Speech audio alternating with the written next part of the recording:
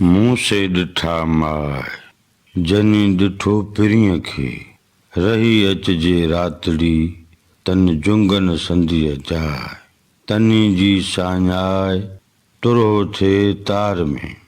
हिन बैत जी पढ़णी ऐं माना ग़ुलाम मोहम्मद शावाणीअ जे नुस्खे मूजिबि आहे।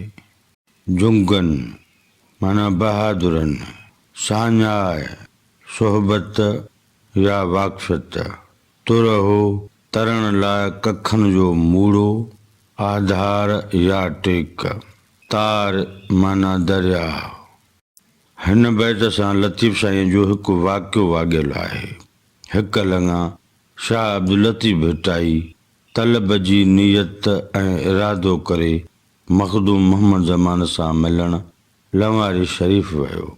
जॾहिं शाह अब्दुल लतीफ़ भिटाई ऐं मखदूम मोहम्मद ज़मान जी पाण में ॻाल्हि ॿोल थी, जॾहिं ॿिन्ही सगोरनि हिक ॿिए सां गुझ ॻाल्हाया ऐं ॿुधाया, तॾहिं साईं मोहम्मद ज़मान लंवारी शरीफ़ वारे फरमायो त असांजे सिलसिले में राग सुरूद समा जी मन आहे।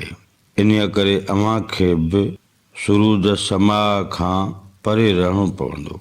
लतीफ़ साईं मोहम्मद ज़मान लंवारी वारे जी इन पाबंदीअ खे क़बूल न कयो। अदब क़ाइमु रखंदे दिल बर्दाश्त वठी वापसि मोटी पंहिंजे माॻ ते आयो। उन मुलाक़ात खां पोइ लतीफ़ साईं जन खे जॾहिं बि साईं मोहम्मद ज़मान लंवारी वारे जी यादि ईंदी हुई त पाण बेअख्तियार चवंदा हुआ, मुंह से ॾिठा माए जनी ॾिठो पिरीअ खे।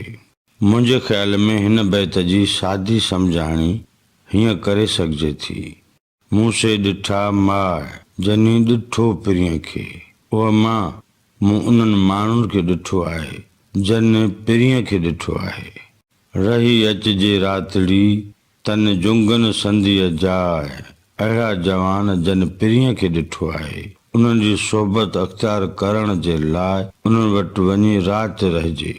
तनी जी साञाए तुरो थे तार में, अहिड़ा जवान जन पिरीअ खे ॾिठो आहे। तन सां शनाज़ हुअण सां माण्हू औखाइन मां निकिरी पार पहुची सघे थो।